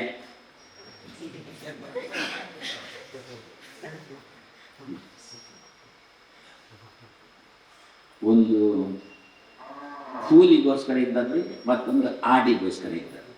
ಏಪ್ರಿಲ್ ಅಂದರೆ ಏಪ್ರಿಲ್ ಕೂಲ್ ಅಂತಲೇ ಅದು. ಮೇ ಅಂದರೆ ಆಡು, ಮೇ ಮೇ ಮೇ ಮೇ. ಅದರಿಂದ ಆ ಉಸಾಬರಿಯೇ ನಮಗೂ ಬೇಡ. ಚೈತ್ರ, ವೈಶಾಖ, ಜ್ಯೇಷ್ಠ, ಆಷಾಢ ಎಷ್ಟು ಚೆನ್ನಾಗಿ ಉಂಟು. ಆಶ್ಚರ್ಯ ಏನು ಗೊತ್ತಾ? ಎಂಥವರೇ ಆಗಲಿ ಆ ಜನವರಿ, ಫೆಬ್ರವರಿ, ಮಾರ್ಚ್, ಏಪ್ರಿಲ್, ಮೇ ಅಂತೆಲ್ಲ ಹೇಳಿದವರು ಕೂಡ ತಾವೇನಾದರೂ ಬಿಲ್ಡಿಂಗ್ ಮಾಡಿಬಿಟ್ರೆ ಅದಕ್ಕೆ ಜನವರಿ, ಫೆಬ್ರವರಿ ಅಂತ ಹೆಸರು, ಮತ್ತು ಚೈತ್ರ, ವೈಶಾಖ, ಜ್ಯೇಷ್ಠ, ಆಷಾಢ ಅಂತ ಹೆಸರು. ಆಚೆ ಹೋಗಿ ಮರಾಠಕ್ಕೆ ಹೋಗಿ, ಪೂನಾ ಕಡೆಗೆ ಹೋಗಿ, ಅಲ್ಲೆಲ್ಲ ಕಟ್ಟಗಳಿಗೆ ಕೂಡ ಹೆಸರು ಒಂದ ಮೇಷ, ವೃಷಭ, ಮಿಥುನ, ಕರ್ಕಾಟಕ, ಪ್ರಭವ, ವೈಭವ, ಶುಕ್ಲ, ಪ್ರಬೋಧ, ಪ್ರಜಾಪತಿ, ಇದೇ ಇರ್ತಲ್ಲ. ಜನವರಿ, ಫೆಬ್ರವರಿ ಇಲ್ಲವೇ ಇಲ್ಲ. ಯಾಕೆ? ಕಟ್ಟಡ ಕಟ್ಟುವಾಗಲೇ ಇವರಿಗೆ ವರಿಯಾಗಿದೆ. ಇನ್ನು ಸಾಲದಕ್ಕೆ ಜನಮಕ್ಕಳು ವರಿಯನ್ನು ಕೊಡುವ ಜನಗಳಿಗೆ ಬಂದು ಬಿಟ್ಟರೆ ಅಂತ ಹೇಳಿ ಹೆಸರು ಇಡಲ್ಲ. ಅದರಿಂದ ವೈಶಾಖ, ಎಂತಹ ವೈಶಾಖದಲ್ಲಿಯೂ ಕೂಡ 4 ಕೊಳಗಳಲ್ಲಿ ಕೂಡ ನೀರು ಕಮ್ಮಿ ಆಗೋಲ್ಲ. ಆದ್ದರಿಂದ ಆ ಊರಿನ ಹೆಸರೇ ಪಾಜಕ ಅಂತ ಹೇಳಿಕೊಂಡು, ಪಾಜ ಅಂತಂದು ಬಿಟ್ಟರೆ ಪರಶುರಾಮ ದೇವರಿಗೆ ಪಾಜ. ಪಾಜೆ ಗೊತ್ತಾ? ಪಾದೆ ಪಾಜೆ ಗೊತ್ತಾ? ಹೇಗೆ ಪಾದೆ ಗಟ್ಟಿಯೋ ಅದೇ ರೀತಿಯಲ್ಲಿ ಪರಶುರಾಮ ದೇವರು ಕೂಡ ಅಷ್ಟೇ ಗಟ್ಟಿ. ಅವರಿಂದ ಆ ಜಾಗದಲ್ಲಿ ಅಂದರೆ ನೀವು, ಅದರಿಂದ ಪಾಜಕ. ಅಂತಹ ಪಾಜಕ ಎನ್ನತಕ್ಕಂಥ ಊರಿಗೆ ಬಂದು ಈ ಭಟ್ರು ನೆಲೆಸಿದ್ದು. ಪ್ರತಿ ದಿವಸ ಒಳದಾರಿಯಾಗಿ ಅನಂತೇಶ್ವರಕ್ಕೆ ನಮಸ್ಕಾರ. ಹೆಂಡತಿ ಗರ್ಭಿಣಿಯಾಗಿದ್ದಾಳೆ. ಒಂದು ದಿವಸ ಹಡದು ಹಡ್ದ ಮಗು ಹೊರಗೆ ಬಂತು. ಆ ಹೊತ್ತಿಗೆ ವಾಯುದೇವರು ತನ್ನ ಲೋಕದಿಂದ ಕೆಳಗೆ ಬಂದರು, ಉಡುಪಿಗೆ ಬಂದರು. ಅನಂತಾಸನಿಗೆ ನಮಸ್ಕಾರ ಮಾಡಲು ನಾರಾಯಣ ಇದ್ದ, ನಾರಾಯಣನಿಗೆ ನಮಸ್ಕಾರ ಮಾಡಿದ್ರು. ಸೀದಾ ಉಡುಪಿಯಿಂದ ಪಾಜಕದಲ್ಲಿರತಕ್ಕಂಥ ಭಟ್ರ ಮನೆಗೆ ವಾಯುದೇವರು ಬಂದರು. ಗಾಳಿ ಬೀಸಿಕೊಂಡು ಬಂದರು. ನಮ್ಮಲ್ಲಿ ತುಫಾನ್ ಅಂತ ಇರುತ್ತಲ್ಲ, ಇವರು ಹವಾಮಾನ ಇಲಾಖೆಯವರು ಸಮುದ್ರದಲ್ಲಿ ತುಫಾನ್ ಇದ್ದರೆ ಮರುದಿವಸ ಪತ್ರಿಕೆಯಲ್ಲಿ ಕೊಡ್ತಾರೆ. ತುಫಾನು ಏನು ಭಯಪಡಬೇಡಿ, ಅದು ಸಮುದ್ರದಲ್ಲಿ ಆಚೆ ಹೋಗ್ತಾ ಉಂಟು ಇವಾಗ ಹೇಳಿ ಮುಗಿಸಲಿಲ್ಲ, ಅದು ಅವನಿಗೆ ಬಡಿಸಿದ್ದಾರೆ. ಇಂತಹ ಹವಾಮಾನ ಇಲಾಖೆಯವರು ನಮ್ಮಲ್ಲಿದ್ದಾರೆ. ಆ ತುಫಾನ್ ಅದು ಎಲ್ಲಿ ಹೋಗುತ್ತೆ, ಹೇಗೆ ಹೋಗುತ್ತೆ, ಎಷ್ಟು ಹೋಗುತ್ತೆ ಅಂತ ಗೊತ್ತಿಲ್ಲ. ಅದರದ್ದೊಂದು ದಾರಿಯಲ್ಲಿ ಹೋಗ್ತಾ ಇರುತ್ತೆ. ದಾರಿಯಲ್ಲಿ ಸಿಕ್ಕಿದ್ದನ್ನೆಲ್ಲ ಛಿದ್ರ ಮಾಡಿಕೊಂಡು ತುಫಾನ್ ಹೋಗುತ್ತಲ್ಲ, ಅದೇ ರೀತಿಯಲ್ಲಿ ಒಂದು ಗಾಳಿ ಬೀಸಿದಾಗ ಇಲ್ಲಿ ಉಡುಪಿ ಹತ್ತ ಬಂತು ಆ ಗಾಳಿ. ಹಾಗೆ ಉಡುಪಿ ಹತ್ತ ಬಂದು ಅದು ಸುಳಿ ಗಾಳಿಯೂ ಆಗ್ಬೋದು, ಸುಂಟರ ಗಾಳಿ ಆಗ್ಬೋದು. ಸುಂಟರ ಗಾಳಿ ಹೀಗೆ ಹೋಗ್ತಾ ಇರುತ್ತಲ್ಲ, ಅದೇ ರೀತಿ ಅಲ್ಲಿ ಬಂದು ಜೋರಾಗಿ ಬೀಸಿದ ಗಾಳಿ ಅದೊಂದು ದಾರಿ ಹಿಡ್ಕೊಂಡು ಹೋದದ್ದೆಲ್ಲಿಗೆ ಪಾದಕದಲ್ಲಿ ಭಟ್ರ ಮನೆಗೆ ಹೋದದ್ದು. ಯಾರು ಬಂದದ್ದು? ಗಾಳಿ ದೇವರು ಬಂದದ್ದು. ಗಾಳಿ ದೇವರು ಬರತಕ್ಕಂಥ ಕ್ರಮ ಆ ರೀತಿ ತೋರಿಸ್ಬೇಕು. ಅಲ್ಲಿ ಬಂದಾಗ ಇವಳು ಹಡೆದಿದ್ದಾಳೆ. ವಾಯುದೇವರು ಏನು ಮಾಡಿದ್ರು, ಇವಳು ಹಡೆದಿರತಕ್ಕಂಥ ಮಗು ಇತ್ತಲ್ಲ, ಮಗುವಿನ ಒಳಗೆ ವಾಯುದೇವರು ಪ್ರವೇಶ ಮಾಡಿದ್ರು. ಒಳಗಿದ್ದಂತಹ ಜೀವವನ್ನು ಇವಳು ಹಡೆದಾಗಿದೆ. ಹಡೆದ ಮೇಲೆ ಯಾಕೆ ವಾಯುದೇವರು ಹೀಗೆ ಮಾಡಿದ್ರು? ವಾಯುದೇವರಿಗೆ ಗರ್ಭವಾಸ ಇಲ್ಲ. ಗರ್ಭವಾಸ ಅಂದರೆ ಅದು ಬಹಳ ಕಷ್ಟದ ಕೆಲಸ. ನಿನ್ನೆ ನೋಡಿದ್ದೇವಲ್ಲ, ಮಗು ಹೇಳಿತ್ತಲ್ಲ ಅಮ್ಮನಿಗೆ, ನಾನು 9 ತಿಂಗಳು ಮುದುಡಿಕೊಂಡೇ ಕೂತಿದ್ದೆ, ನೀನು ಕುಡಿದಂಥ ಬಿಸಿ ಕಾಫಿ ನನ್ನ ಮೇಲೆ ಅಭಿಷೇಕ ಆಗ್ತಾ ಇತ್ತು ಅಂತ. ಅಂದರೆ ಗರ್ಭವಾಸ ಅಂದರೆ ಅಷ್ಟು ಕಷ್ಟದ ವಾಸ ವಾಯುದೇವರಿಗಿಲ್ಲ. ಯಾರ್ಯಾರಿಗಿಲ್ಲ ಗೊತ್ತಾ? ದೇವರಿಗಿಲ್ಲ, ನಾರಾಯಣನಿಗಿಲ್ಲ, ಲಕ್ಷ್ಮಿಗಿಲ್ಲ. ಇದೇ ವಾಯುದೇವರಿಗಿಲ್ಲ, ಭಾರತಿಗಿಲ್ಲ. ಭಾರತಿ ಅಂದರೆ ಸರಸ್ವತಿ, ಅವಳಿಗಿಲ್ಲ. ವಾಯುದೇವರಿಂದ ಬ್ರಹ್ಮದೇವರು. ಇಷ್ಟು ಜನಕ್ಕೆ ಗರ್ಭವಾಸ ಇಲ್ಲ. ಮತ್ತು ಎಲ್ಲ ದೇವತೆಗಳಿಗೂ ಕೂಡ ಶಾಸ್ತ್ರಕಾರರು ಗರ್ಭವಾಸವನ್ನು ಕೊಟ್ಟಿದ್ದಾರೆ. ಭಗವಂತ ಆಜ್ಞೆ ಮಾಡಿದ್ರು ಗರ್ಭದಲ್ಲಿರಬೇಕು. ಮಗುವನ್ನು ಹಡೆದ್ರು, ವಾಯುದೇವರು ಬಂದರು, ಗರ್ಭದೊಳಗೆ ಪ್ರವೇಶ ಮಾಡಿದ್ರು, ಒಳಗಿರತಕ್ಕಂಥ ಮಗುವನ್ನು ಕಳಿಸಿದ್ರು. ಅಲ್ಲ, ವಾಯುದೇವರು ಪ್ರವೇಶ ಮಾಡೋದಕ್ಕೋಸ್ಕರ ಒಂದು ಮಗುವನ್ನೇ ಕೊಂದು ಬಿಟ್ರ ಅಂತ ನೀವು ಕೇಳಿ. ಮಗುವಿನ ಆಯುಷ್ಯವೇ ಅಷ್ಟು. ಎಷ್ಟೋ ಸಲ ನಮ್ಮ ಗರ್ಭದಲ್ಲೇ ಹೋಗುತ್ತಲ್ವ ಮಕ್ಕಳು, ಅಷ್ಟೇ ಆಯುಷ್ಯ ಇದ್ದದ್ದು. ಕೆಲವರಿಗೆ ಹಡೆದ ಕೂಡಲೇ ಮಗು ಸಾಯುತ್ತೆ. ಈ ಮಗುವಿನ ಆಯುಷ್ಯ ಅಷ್ಟೇ. ಆ ಅಮ್ಮ ಹಡಿಬೇಕು, ಅಷ್ಟೇ ಆಯುಷ್ಯ. ವಾಯುದೇವರು ಪ್ರವೇಶ ಮಾಡಿದ್ರು, ಮಗುವನ್ನು ಹೊರಗೆ ಕಳಿಸಿ. ಏನಿದು ಈ ಕಥೆಯ ಚಿಂತನೆ ಏನು? ಈ ಕಥೆಯಿಂದ ಸಿಗುವ ಸಂದೇಶ ಏನು? ನಾವು ಯಾರಿಗಾದ್ರೂ ಬಾಡಿಗೆಗೆ ಮನೆ ಕೊಟ್ಟಿರ್ತೇವ, ಹಾಗೆ ನಮಗೆ ಮತ್ತೆ ಆ ಮನೆ ಬೇಕಾಯ್ತು. ಅವನ ಹತ್ರ 7 ಅಂತಂದೆವು. ಹೇಳ್ತಾನ ಎಷ್ಟು ಕಷ್ಟಪಡ್ತೇವೆ ಗೊತ್ತಾ? ಇದ್ದ ಬದ್ದ ದೇವರುಗಳಿಗೆಲ್ಲ ಹರಕೆ ಹೊತ್ತುಕೊಂಡ್ರು ಕೂಡ ಅವ ಜಪ್ಪಯ್ಯ ಅಂತಂದ್ರೂ ಕೂಡ ಮನೆ ಖಾಲಿ. ಇಂಥ ಪ್ರಸಂಗ ನಮ್ಮಲ್ಲಿ ಅಂತ. ಅದಕ್ಕಂದ್ರೆ ವಾಯುದೇವರು ಈ ಕಥೆಯನ್ನು ಮೆಲುಕು ಹಾಕಿ ಅಂತಂದ್ರೆ, ಆ ದೇಹದೊಳಗೆ ಯಾರಿದ್ದ? ದೇಹದೊಳಗೆ ಒಂದು ಜೀವ ಇತ್ತು. ಜೀವ ಈಗ ನಾವು ಇದ್ದೇವಲ್ಲ, ನಮ್ಮ ದೇಹದೊಳಗೆ ಜೀವ ಇದ್ದಾನಲ್ಲ, ಇದು ಬಾಡಿಗೆ ಮನೆ ಅಲ್ವಾ? ಸ್ವಂತ ಮನೆ ಅಂದ್ರೇನು, ಬಾಡಿಗೆ ಮನೆ ಅಂದ್ರೇನು? ಯಜಮಾನ ಹೇಳಿದಾಗ ಹೇಳ್ಬೇಕು, ಯಜಮಾನ ಕೂತ್ಕೊಂಡಂದಾಗ ಕೂಡ್ಬೇಕು, ಅದು ಬಾಡಿಗೆ ಮನೆ. ದೇವರು ಯಾವಾಗ ನಮ್ಮನ್ನು ಎಬ್ಬಿಸ್ತಾನೆ ಗೊತ್ತಿಲ್ಲ, ನಾವು ತಯಾರಾಗಿರ್ತೀವಿ. ಯಾವಾಗ ಹೇಳು ಅಂತ ಹೇಳ್ತಾನೆ ಅಂತ ಗೊತ್ತಿಲ್ಲ. ಹಾಗಾದರೆ ನಾವು ನಮ್ಮ ಸ್ವಂತ ಮನೆಯಲ್ಲಿ ಇಲ್ಲ, ನಾವು ಇರುವುದು ಭಗವಂತ ಕೊಟ್ಟಿರತಕ್ಕಂಥ ದೇಹವೆಂಬ ಬಾಡಿಗೆ ಮನೆಯಲ್ಲಿ ನಿಮ್ಮ ವಾಸ. ಹಾಗಾದ್ರೆ ಏನಾಯಿತು? ಬಾಡಿಗೆ ಮನೆಯಲ್ಲಿ ನಮಗೆ ಎಷ್ಟು ಅಭಿಮಾನವೋ, ಲೋಕದಲ್ಲಿರುವಾಗ ಬಾಡಿಗೆ ಮನೆಯಲ್ಲಿ ಎಷ್ಟು ಅಭಿಮಾನವೋ ಅಷ್ಟೇ ಅಭಿಮಾನ ಈ ದೇಹದಲ್ಲಿ ಮಾಡಬೇಕು. ಜಾಸ್ತಿ ಅಭಿಮಾನ ಕೂಡುವುದು ಬಂದು ಕೆಲವು ಸಲ ಏನು ಎಷ್ಟು ಅಭಿಮಾನ ಅಂತಂದರೆ ನಮಗೆ ಈ ದೇಹ ಎಲ್ಲಿ ಹಾಳಾಗುತ್ತೋ ಏನೋ, ಎಲ್ಲಿ ದೇಹ ನಾಶ ಆಗಿ ಹೋಗ್ತದೋ ಏನೋ, ಎಲ್ಲಿ ಕಾಯಿಲೆ ಬರ್ತದೋ ಏನೋ, ಎಲ್ಲಿ ಆ್ಯಸಿಡಿಟಿಯ ಏನಾದೊಂದು ಕಾಯಿಲೆ ಉಂಟಾಗುತ್ತೆ, ಹೊಟ್ಟೆ ಖಾಲಿ ಬಿಟ್ಟೆ ಅದೊಂದು ಕಾಲು ಬಿಟ್ಟರೆ ಎಲ್ಲಿ ಆ ಕಾಯಿಲೆ ಬರ್ತದೆ ಏನೋ ಅಂತ ಹೇಳಿಕೊಂಡು 15 ದಿವಸನೂ ತಿನ್ನುವುದೇ. ಅದಕ್ಕೆ ಸರಿಯಾಗಿ ನಮ್ಮಲ್ಲಿ ಕೆಲವರು ವೈದ್ಯರು ಇರ್ತಾರೆ, ಹೊಟ್ಟೆ ಖಾಲಿ ಬಿಡಬೇಡ, ಮಂಟೆ ಖಾಲಿ ಬಿಟ್ಟರು ಅಡ್ಡಿಲ್ಲ, ಹೊಟ್ಟೆ ಹಿರಿಯರಂದರು ನಿನಗೆ ಬದುಕಬೇಕು ಅಂತ ಆಸೆ ಉಂಟಾ, ತಿನ್ನುವುದು ಕಮ್ಮಿ, ಆವಾಗ ಜಾಸ್ತಿ ಬದುಕ್ತೀನಿ ಅಂತಂದ್ರು. ನಾವು ವೈದ್ಯರ ಬಳಿಗೆ ಹೋದಾಗ ಒಬ್ಬ ಕಟು ವೈದ್ಯ ಅಂತಾದರೆ ಏನು ಕೇಳ್ತಾನೆ ಗೊತ್ತಾ, ಏನು ತಿಂದು ಸಾಯ್ತೀವಿ, ಸ್ವಲ್ಪ ಕಮ್ಮಿ ತಿನ್ನು ಅಂತಾನೆ. ಹಾಗಾದರೆ ಸಾಯುವುದು ಯಾವುದರಿಂದ? ತಿನ್ನುವುದರಿಂದ. ಅವ್ರು ಎಲ್ಲರೂ ಬೈಯುವುದು ಹಾಗೆ, ಎಲ್ಲರೂ ಏನು ತಿಂದು ಸಾಹಿತ್ಯ ಅಂತ, ಏನು ತಿನ್ನದೇ ಸಾಹಿತ್ಯ ಅಂತ ಯಾರು ಕೇಳೋಲ್ಲ. ಅದೇನರ್ಥ, ಬದುಕಬೇಕು ಅಂತಾದರೆ ತಿನ್ನುವುದನ್ನು ಕಮ್ಮಿ ಮಾಡಬೇಕು, ಸಾಯಬೇಕು ಅಂತಾದರೆ ಮೂಗಿನ ತನಕ ತಿನ್ನಬೇಕು. ಅದಕ್ಕೆ ಹಿರಿಯರು ತಿಂಗಳುಗಟ್ಟಲೆ ಉಪವಾಸ ಮಾಡಬೇಡ, ಇಡೀ ತಿಂಗಳು ಉಪವಾಸ ಮಾಡಬೇಡ, ಬಾಯಲ್ಲಿ ಬಂದಿರತಕ್ಕಂಥ ಎಂಜುರನ್ನು ಕೂಡ ಚೂ ಚೂ ಚೂ ಅಂತೇಳಿ ಸಿಕ್ಕಿದಲ್ಲಿ. ಆ ಕೊರೋನಾ ಸಮಯದಲ್ಲಿ ಕೆಲವರು ಉಗುಳ್ಬಿಟ್ಟು ಬೇಕು ಅಂತಲೇ ಉಗುಳ್ಬೋದು. ಹಾಗೆ 1 ತಿಂಗಳು, ಗೊತ್ತಾಯ್ತಾ, 1 ತಿಂಗಳು ಹಗಲಿಡೀ ಉಪವಾಸ, ರಾತ್ರಿ ಸಖತ್ತು. ಅದು ಹೇಳಿದ್ರೆ ನಮ್ಮ ಮಂತ್ರಿಗಳು ಸೇರ್ತಾರೆ ತಿನ್ನಲಿಕ್ಕೆ, ಸೇರಿಕೊಂಡು ತಿನ್ನಬೇಕಂತ. ಈ ರೀತಿ ಉಪವಾಸ ಮಾಡಬೇಡ, 15 ದಿವಸಕ್ಕೊಮ್ಮೆ ಉಪವಾಸ. ನಿನಗೆ ಆರಂಭದಲ್ಲಿ ಆಗುವಲ್ಲ, ಪೂರ್ತಿ ಉಪವಾಸ ಮಾಡಲಿಕ್ಕಾಗೋಲ್ಲ, ಸ್ವಲ್ಪ ಸ್ವಲ್ಪ ಸ್ವಲ್ಪ ಸ್ವಲ್ಪನೇ ಉಪವಾಸ ಮಾಡು, ನೋಡಿ ನಿನ್ನ ಆರೋಗ್ಯ ಹೇಗಿರುತ್ತೆ ಅಂತ ನೋಡಿ. ಶಾಲೆಗಳಿಗೆ ವಾರಕ್ಕೊಮ್ಮೆ ರಜೆ ಬೇಕಾ? ಮತ್ತೇನು ಎಂಥದ್ದು ಆರ್ಮಲ್ ಲೀವು, ಮತ್ತೊಂದು ಎಂಥದ್ದು ಕ್ಯಾಶುವಲ್ ಲೀವ್, ಅದೆಲ್ಲ ಬೇಕಾ ನಮಗೆ? ಲಿವರಿಗೆ ಲೀವ್ ಬೇಡವಾ? ಹೊಟ್ಟೆಗೆ ವಿಶ್ರಾಂತಿ ಬೇಡವಾ? ಅದಕ್ಕಂದು ಹೊಟ್ಟೆಗೂ ಕೂಡ 15 ವಾರಕ್ಕೊಮ್ಮೆ ಬೇಡ, 15 ದಿವಸಕ್ಕೊಮ್ಮೆ ಹೊಟ್ಟೆಗೂ ಕೂಡ ವಿಶ್ರಾಂತಿ ಕೊಡು.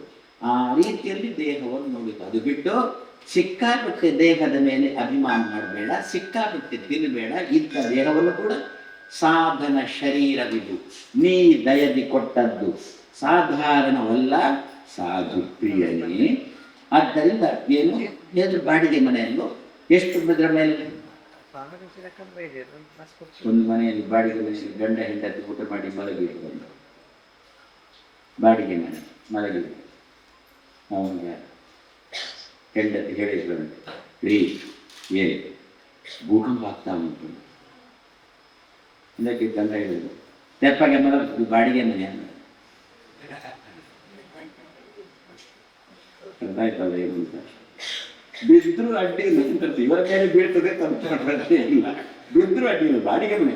ಹಾಗಾದ್ರೆ ಬಾಡಿಗೆ ಮನೆ ಅಂತಂದ್ರೆ ನಾವು ಅದರ ಮೇಲೆ ಎಷ್ಟು ಪ್ರಜ್ಞೆ ಇಟ್ಟುಕೊಳ್ತೇವೆ, ಪ್ರೀತಿ ಇಟ್ಟುಕೊಳ್ತೇವೋ ಅಷ್ಟೇ ಪ್ರೀತಿ ಈ ದೇಹದಲ್ಲಿ ಇಟ್ಟುಕೊಂಡ್ರೆ ಸಾಕು, ಜಾಸ್ತಿ ಇಟ್ಟುಕೊಳ್ಬೇಡ. ಹಾಗಾದ್ರೆ ಏನು, ಬಾಡಿಗೆ ಮನೆಯಲ್ಲಿ ನಾವು ಒಬ್ಬನಿಗೆ ವಾಸ ಮಾಡಲಿಕ್ಕೆ ಅಂತ ಕೊಟ್ಟಿದ್ರೆ ಅವ ಹೇಳುವುದಿಲ್ವಾ? ಅಂದರೆ ಈ ಘಟನೆ ಮಧ್ವರ, ಈ ಘಟನೆಯನ್ನು ಮೆಲುಕು ಹಾಕೋಣ, ಚಿಂತನೆ ಮಾಡೋಣ. ಮಧ್ವರು ಏನು ಮಾಡಿದ್ರು? ಮಧ್ವರು ಯಜಮಾನ ಅಲ್ವೋ, ಈ ದೇಹದ ಯಜಮಾನ ಮಧ್ವರರು. ಯಾವಾಗ ಗಾಳಿ ನಿಂತಿತೋ ಹೋಯ್ತು. ಅದೇ ಯಾರ ಕೈಯಲ್ಲಿ ಉಂಟು ಈ ದೇಹ? ಗಾಳಿ ದೇವರ ಕೈಯಲ್ಲಿ ಉಂಟು ಈ ದೇಹ. ಹಾಗಾದ್ರೆ ಈ ದೇಹ ಯಾರಿಗೆ, ಈ ಮನೆ ಯಾರಿಗೆ ಸೇರಿದ್ದು? ಗಾಳಿ ದೇವರಿಗೆ ಸೇರಿದ್ದು. ಯಜಮಾನ ಬಂದ, ಎಲ್ಲೋ ಪರದೇಶದಲ್ಲಿದ್ದ, ವಾಯುಲೋಕದಲ್ಲಿದ್ದ ಯಜಮಾನ, ಆ ಮನೆಗೆ ಬಂದ. ಬಾಡಿಗೆ ಇದ್ದ ಒಬ್ಬ ಜೀವ ಇದ್ದ, ಆ ದೇಹದಲ್ಲಿ ಒಬ್ಬ ಜೀವ ಇದ್ದ.